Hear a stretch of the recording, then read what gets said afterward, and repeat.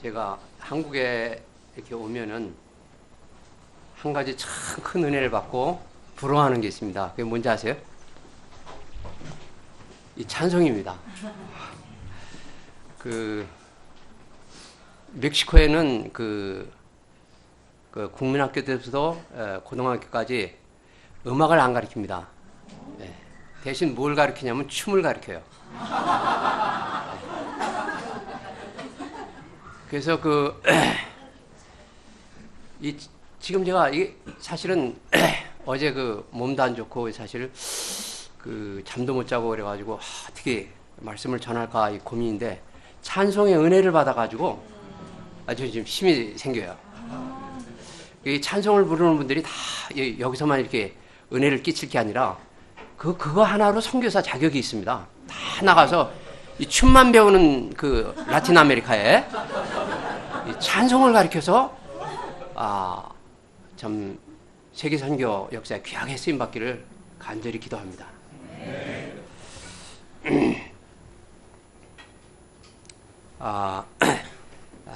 말씀 제목은 이 생명의 말씀을 다 백성에게 말하라 입니다. 말씀은 사도행전 5장 17절서부터 6장 7절입니다. 요절 말씀은 사도행전 5장 20절 다 같이 한 목소리를 읽겠습니다. 시작.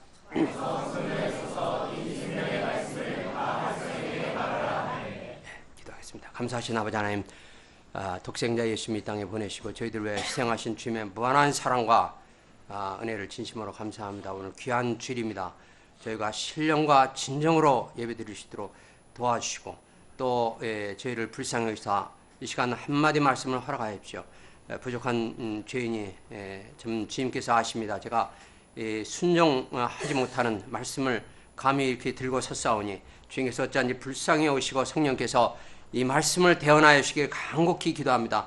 저 역시 이 말씀에 대해 순종할 수 있는 믿음과 의지와 이 투쟁을 허락하시길 간곡히 기도하며 저희는 예수 그리스도의 이름으로 기도드렸습니다. 아멘. 첫째 파트, 가서 성전에 서서 이 생명의 말씀을 다 백성에게 말하라. 사도행전 가운데 나타난 특징들 가운데 하나는 핍박이 하나님 역사를 도와주고 오히려 성도들의 믿음을 도와준다는 사실입니다. 4장에서 첫 번째 핍박 이후 이제 두 번째 핍박이 시작되었습니다. 17, 18절을 보십시오. 대제사장과 그와 함께 있는 사람, 즉 사두개인의 당파가 다 마음에 시기가 가득하여 일어나서 사도들을 잡아다가 옥에 가두었더니 그 당시 대제사장 역시 사두개파입니다. 사두개파는 바리새파보다 수적으로 열세임에도 불구하고 유대교 특히 제사장직에서 높은 지위들을 차지하고 있었습니다. 이들은 부활을 믿지 않습니다. 부활이 없다 하면 하나님의 심판과 보상을 믿지 않는다는 뜻입니다. 공산주의에서 보상이 없으므로 아무도 열심히 일하지 않는 것과 같이 또 오늘날 부활과 공의를 강조하는 성경과 크리스찬을 핍박하며 인간적인 선을 강조하는 세상이 점점 타락할 수밖에 없는 것과 같이 분명코 이들 역시 극한 타락이 있었을 것입니다. 다시 말하면 가장 거룩해야 할 자리를 불신자들, 타락한 자들이 차지하고 있었다는 것입니다. 제자들이 예수님의 부활, 성도들의 부활을 강조하니 바리새인들은 너희가 십자가에 못 박은 예수라는 말만 빼면 그렇게 나쁠 것이 없는데 사두개인들은 정말 입지가 곤란하게 되었습니다. 그래서 시기가 가득하여 사도들을 옥에 가두고 다음날 공회에서 사형 선고를 내리고자 한 것입니다.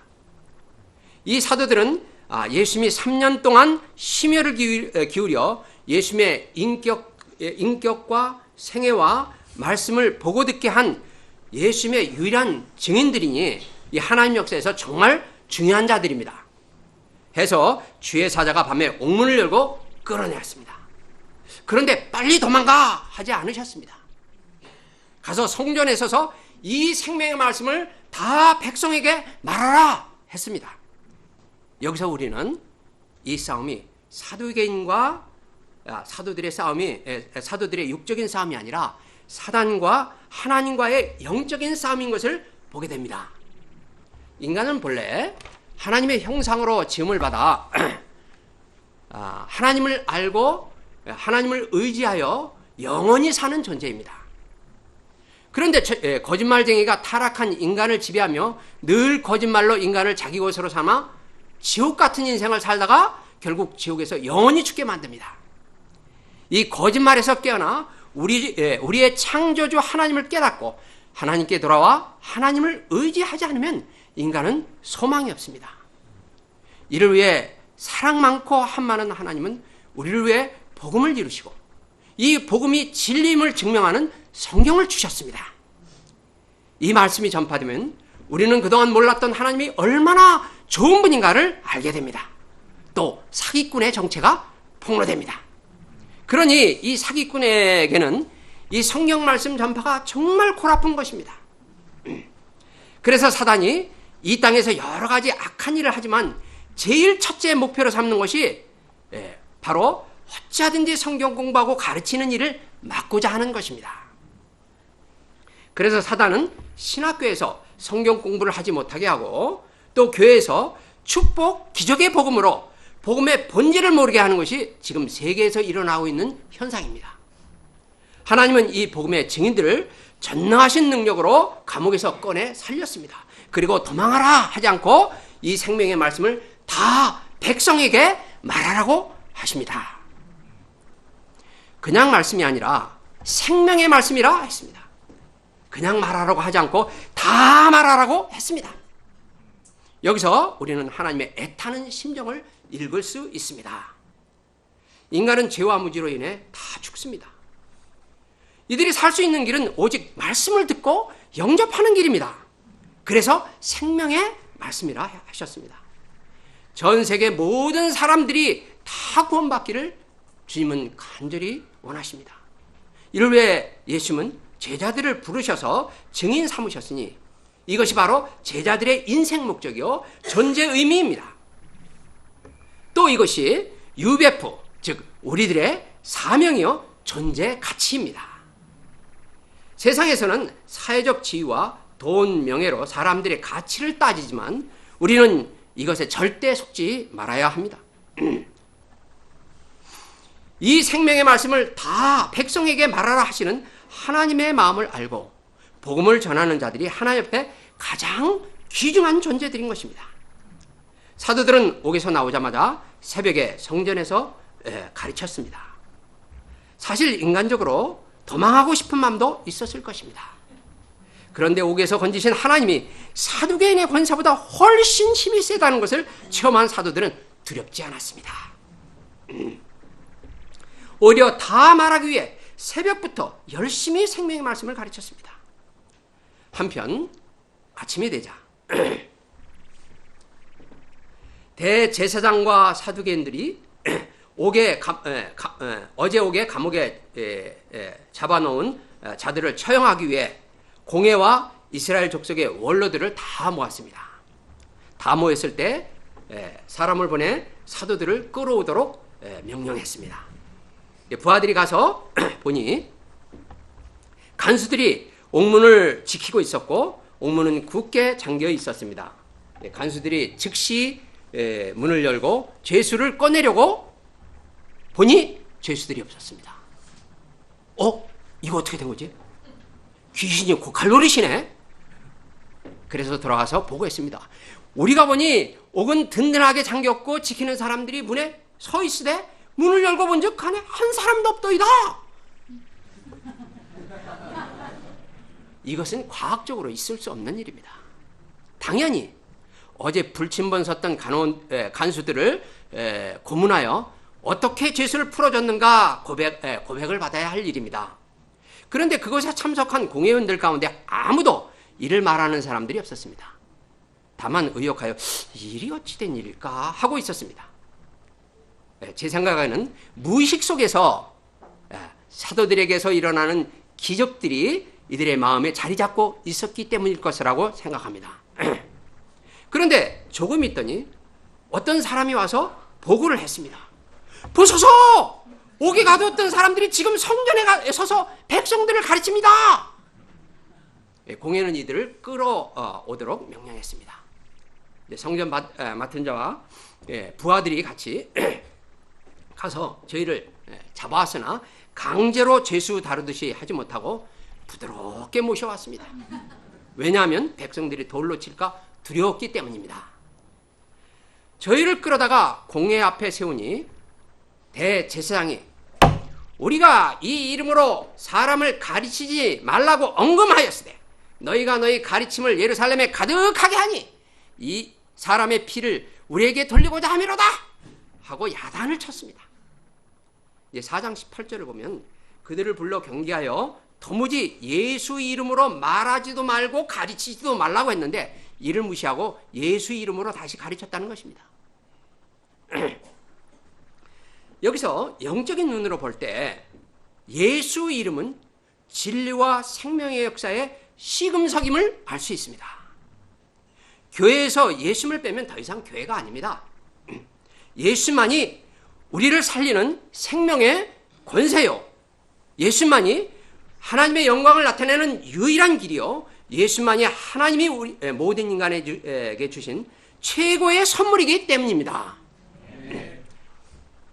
예수는 우리 생명의 은인이십니다.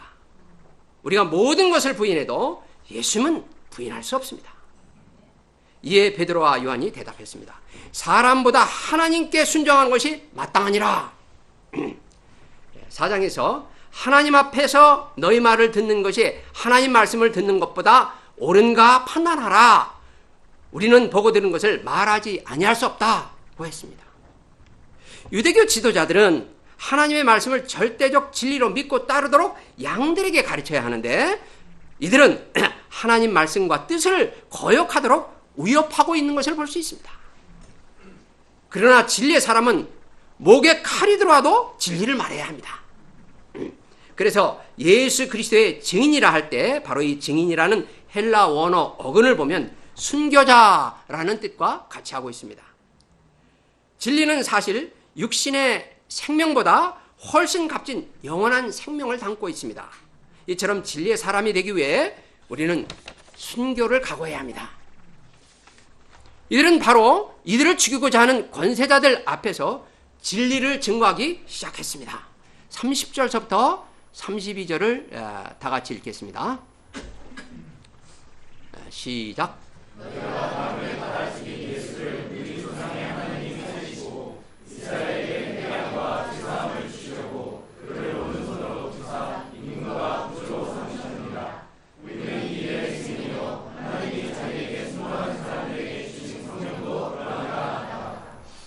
이 말씀의 뜻은 너희가 너희 죄를 감추기 위해 나무에 달아 죽인 예수님은 실상 우리 조상에게 그리스도를 이 땅에 보내 세상 만민이 복을 받도록 예언하신 바로 그 그리스도다.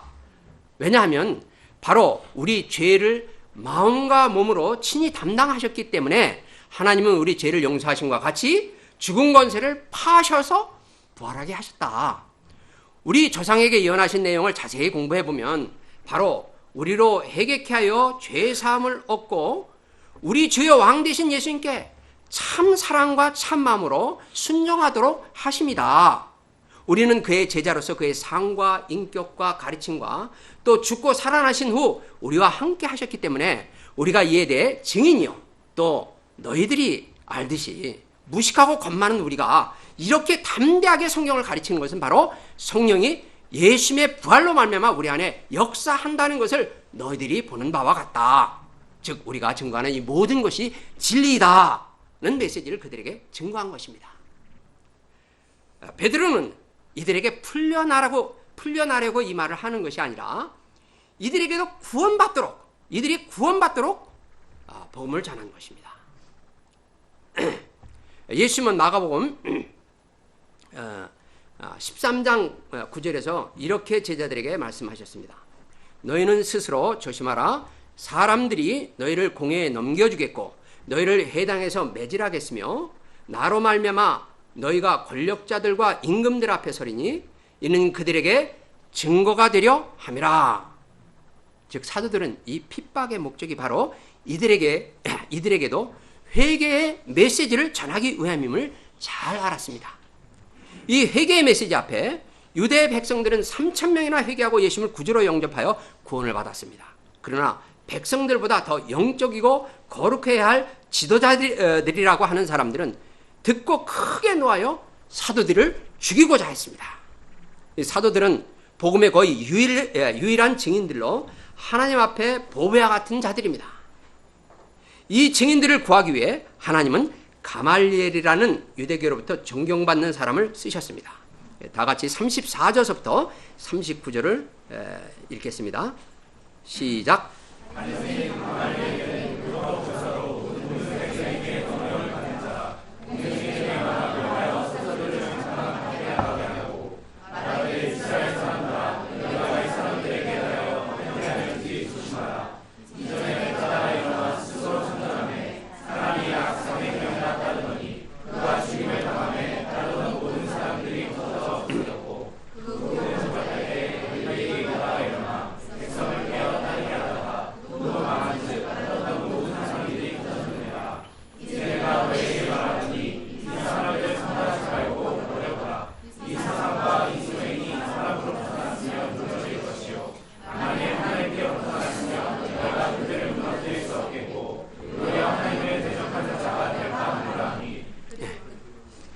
이 말씀의 의미는 사도들이 가르치는 것이 진리가 아니면 핍박을 안 해도 저절로 망한다.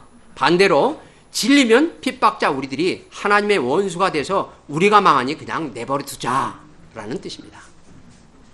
율법 교사인 가말리엘은 그들에게 율법이나 성경 이야기를 하지 않았습니다. 그 당시에 있었던 그들이 다 듣고 알았던 사건 이야기를 기초로 논리로서 이야기합니다. 논리란 무엇입니까? 논리는 수학 문제를 푸는 것과 같이 상대방이 부인할 수 없도록 이해시키고 진리로 받아들이게 하는 능력이 있습니다.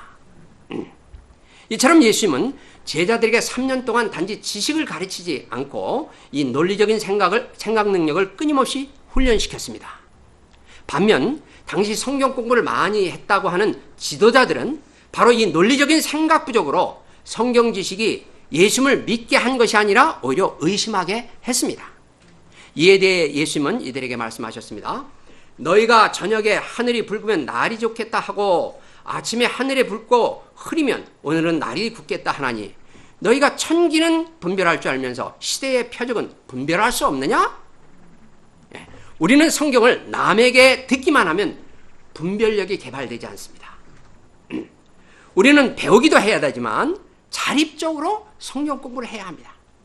말씀을 읽은 후에 예수님께 그 뜻을 물으면 예수님께서 논리로서 인생의 실제 문제와 현안들의 응용 문제를 해결할 수 있는 비밀을 가르쳐 주십니다. 가말리엘에게서 바울이 배웠습니다. 바울의 서신을 보면 바로 그의 논리적인 사고방식으로 구약들 가운데 숨어있는 많은 영적 비밀을 찾아내어 누구보다도 더 영적인 비밀을 깨달은 성경 선생이 되었습니다. 우리 모두가 목자와의 성경 공부에 만족하지 않고 스스로 열심히 성경 공부하기를 간절히 기도합니다. 40절에서 공회원들은 가말리엘의 말을 옳게 여겼다고 했습니다. 해서 죽이는 것을 금하고 대신 사도들을 불러 책찍질하며 예수의 이름을 말하는 것을 금하고 놓았습니다. 41절을 보십시오. 사도들은 그 이름을 위하여 능력받는 일에 합당한 자로 여기심을 기뻐하면서 공회 앞을 떠나니라. 책찍에 맞으면 어떻습니까? 아프죠? 그런데 사도들은 기뻐했습니다. 참 사도들은 희한한 사람들입니다. 아니 매를 맞고 기뻐하다니 이들이 왜 기뻐하는 것입니까? 마태복음 5장 10절서부터 12절에서 예수님은 말씀하십니다. 의를 위하여 박해받는 자는 복이 있나니 천국이 그들의 것입니다. 나로 말미암아 너희를 욕하고 박해하고 거짓으로 너희를 거스려 모든 악한 말을 할 때에는 너에게 복이 있나니 기뻐하고 즐거워하라. 하늘에서 너희 상이 큽니다. 너희 전에 있던 선지자들도 이같이 박해하였느니라. 바로 이들은 지난날 예수님을 버리고 도망가고 또 부인할 때 그 패배를 승리로 바꾼 것입니다. 무엇보다 그들의 마음에 있는 것을 어떤 위협 앞에서도 말할 수 있는 양심의 자유로 인해 기뻤습니다. 특히 하나님께서 자신들을 능력받는 일에 합당한 자로 여겨 이러한 시험을 허락하시고 또 자신들이 이 시험에 합격했다는 것이 너무 기뻤습니다. 이들은 더 이상 육신의 생명을 사랑하는 자들이 아니었습니다. 아니, 진리를 생명보다 더 사랑하는 진리의 사람들로 변한 것입니다. 이는 그들 안에 있는 확고한 부활의 믿음 때문입니다. 여러 승리가 있지만 믿음의 승리만큼 기쁜 것이 세상에는 없습니다. 그래서 매를 맞고 위협을 받았지만 저희가 날마다 성전에 있든지 집에 있든지 예수는 그리스도라 가르치기와 전도하기를 쉬지 아니했습니다. 이들은 어디에 있든지 어디를 가든지 단 한 가지 가르치고 전도했습니다. 이들의 생활은 참 단순했습니다. 단지 집과 성전만을 왔다 갔다 하며 가르치며 전도했습니다. 우리 UBF 목자님들의 생활도 참 단순합니다. 그러죠? 세상 사람들은 주말만 되면 여기저기 돌아다니라 교통이 혼잡합니다. 그런데 우리는 오직 집과 직장, 캠퍼스, 센터만 날마다 왔다 갔다 합니다. 그런데 이 단순하게 반복되는 삶을 인해 지루할 것 같지만 실제로는 돈이 있어 여기저기 여행하는 사람들보다 훨씬 행복한 삶을 누립니다. 맞죠? 그것은 바로 말씀 안에 있는 생명력과 인생에 있어서 가장 중요한 생명을 살리는 일로 인한 열매와 보람 때문입니다. 두 번째 파트, 오로지 기도와 말씀 사역에 힘쓰리라. 그때 제자가 더 많아졌다고 했습니다. 그때란 핍박을 이기고 담대하게 말씀을 가르칠 때입니다. 핍박은 알곡과 쭉정이를 가르는 기준으로 비겁하고 자기중심적인 자들은 떠나가고 의와 주님을 사랑하는 자는 제자로서 주님을 따르고자 결단해 더욱 성장하게 합니다. 이처럼 사람들이 말씀의 은혜를 받으면 희생적이 됩니다. 그리고 사랑이 넘쳐납니다. 이처럼 사랑이 많아 어려운 자들을 물질로 섬겼습니다. 그런데 이 일이 쉽지 않습니다. 자칫 잘못하면 사람들은 오병이어로 예수님의 떡을 먹은 사람들처럼 타락하기 쉽습니다. 6장 1절을 보십시오. 그때의 제자가 더 많아졌는데 헬라파 유대인들이 자기의 과부들이 메레 구제에서 빠짐으로 히브리파 사람들을 원망하니, 사실은 각자 하나님만 의지하고 어떤 가운데서도 자립적인 인생을 살고자 적어도 크리스찬들은 노력해야 합니다. 그런데 구제를 받다 보니 불공평한 분배의 마음을 빼앗겨 원망이 생겼습니다. 문제가 생기면 문제를 해결하고자 문제만을 보고 생각하기 쉽습니다. 그러면 사단에게 속습니다. 우리는 문제가 생길 때 문제가 생긴 좀 더 근원적이고 영적인 원인을 알아야 합니다. 2절에서 4절을 다 같이 읽어보겠습니다. 시작.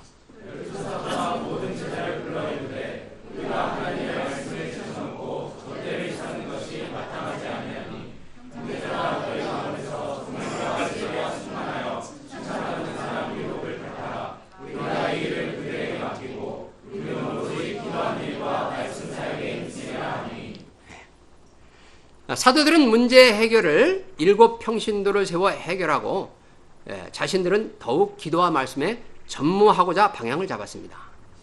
다시 말하면 사도들은 기도와 말씀에 전무하는 사도들의 마음과 시간을 문제 해결하는 데 쓰도록 하는 고단수 사단의 계계에 속아 넘어가지 않았습니다. 그렇습니다. 사단은 고단수입니다.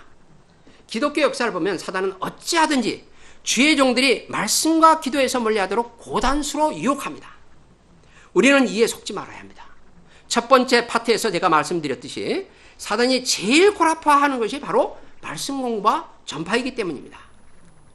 이를 역으로 생각하면 복음 역사의 성공 여부는 바로 우리가 얼마나 말씀 공부와 기도에 전무하는가에 달려있다는 뜻입니다. 단순한 문제라는 것입니다. 하나님께서 UBF를 크게 축복하신 것은 바로 고 이사무엘 목사님께서 말씀 공부에 집중하셨기 때문입니다. 그러면 어떻게 기도와 말씀에 전무할 수 있을까요? 이에 대해 제가 부족하지만 저희 작은 간증으로 말씀을 드리고자 합니다. 저는 세상에서 바쁘게 사는 사람들을 보며 그 부지런함과 성실함에 비해 그렇게 중요해 보이지 않는 일에 온 힘을 들여 하는 것을 보면 이해할 수가 없었습니다. 저의 이러한 생각 때문에 저는 세상에서 잘하는 것이 하나도 없었습니다. 결과적으로 저는 게으른 사람이 되었습니다. 거기다가 머리도 스마트하지 않아 무슨 일이든지 빨리 처리를 하지 못합니다.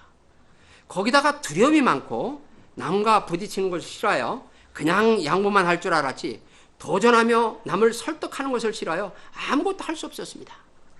하나님이 이렇게 아무 꼬투리 없는 저를 불쌍히 여기서 UBF 모임으로 부르셨습니다. 그리고 세상에서 가장 재밌고 유익한 것은 바로 말씀 공부라는 것을 깨닫게 하셨습니다. 특히 서재민수 목사님의 주옥과 같은 말씀, 논리적이고 깊은 말씀을 들으면서 저도 이를 간절히 소원했습니다. 드디어 서재민수 목사님이 군에 가셨습니다. 이 기회를 통해서 수요의 말씀을 제가 대신하여 전하는 은혜를 이어받게 되었습니다.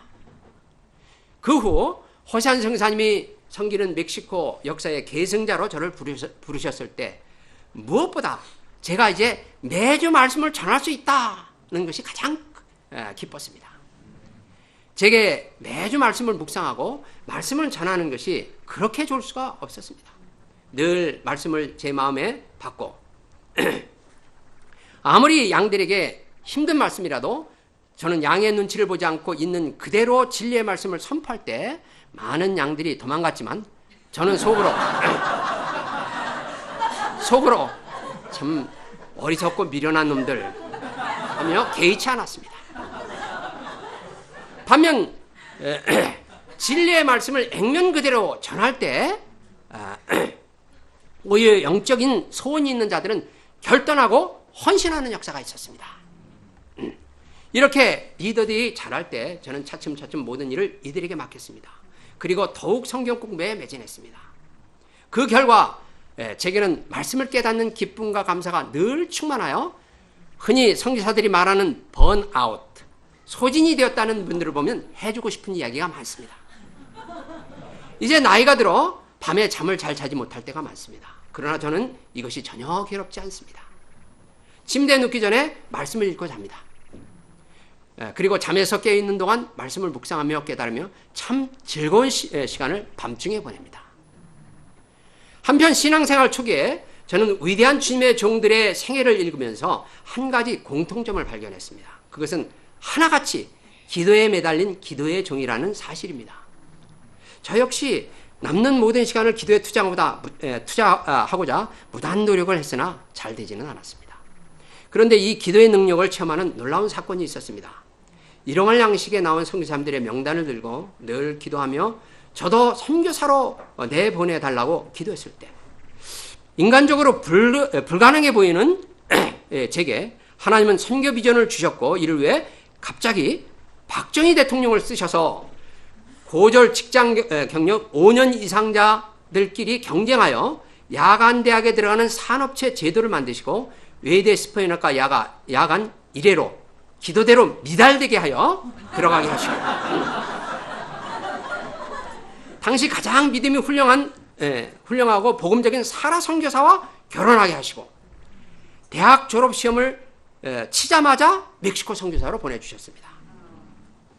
이외에 저는 정말 기적과 같은 여러 가지 체험을 하며 기도의 중요성을 체험적으로 또 이론적으로 알게 되었습니다. 인간은 하나님만 의지하는 자립적인 존재입니다.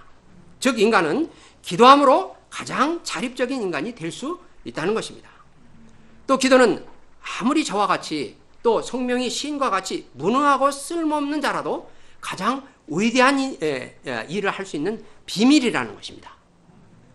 또 하나님께서 우리 인간에게 주신 가장 큰 선물은 뭡니까? 예수님 이름인데, 이 예수님 이름을 가장 잘 써먹는 자가 가장 지혜로운 자라는 것입니다. 즉 예수님 이름으로 기도하는 자가 가장 지혜로운 자라는 것입니다. 또 정말 쓸모없는 조각 시간과 육체 노동을 하면서 가장 귀하게 할 수 있는 것은 바로 기도라는 것입니다. 버스를 타면서, 걸으면서, 심지어 화장실에서 볼일을 보면서까지 시간을 가장 귀하게 쓸 수 있는 것이 바로 기도라는 것입니다. 또 기도는 하나님과의 대화입니다. 사람들과의 대화는 100% 마음을 열고 이야기가 쉽지 않습니다. 그래서 피곤합니다. 그런데 하나님과는 100% 마음을 열고 대화하기 때문에 행복한 신뢰의 시간이요, 사랑의 시간입니다. 또 기도는 말씀에 순종하는 최고의 힘입니다. 예수님께서 원수를 사랑하라고 하셨는데 바로 원수를 위한 기도만이 진실된 원수 사랑이요, 또 기도를 많이 하면 원수를 만나서도 마음으로 자연스럽게 사랑하는 행동을 할 수 있게 됩니다. 세상 사람들과의 관계에서 많은 불공평이 따르는데 이 기도는 내가 빚진 것을 소리 없이 갚을 수 있어 마음 편하게 살 수 있는 비결이 됩니다. 그런데 아무리 중요해도 무엇을 계속하면 지겨워지고 이 하는 일이 즐겁기보다 노동이라는 것을 깨달았습니다. 그래서 기도와 말씀을 재미있게 하기 위해 여러모로 노력을 했습니다. 이스라엘 백성이 처음에는 계속 만나만 먹는 것을 지겨워하다가 여러 가지 요리를 다르게 해먹기 시작했습니다. 그리고 이 만나를 즐겼습니다. 저 역시 제 마음의 상태에 따라 말씀 공부를 여러 가지 방법으로 하게 되니 참 좋았습니다. 특히 말씀 공부를 계속 하기보다 말씀 앞에 제가 조금이라도 위험성이 있으면 하나님, 저도 똑같은 죄인입니다.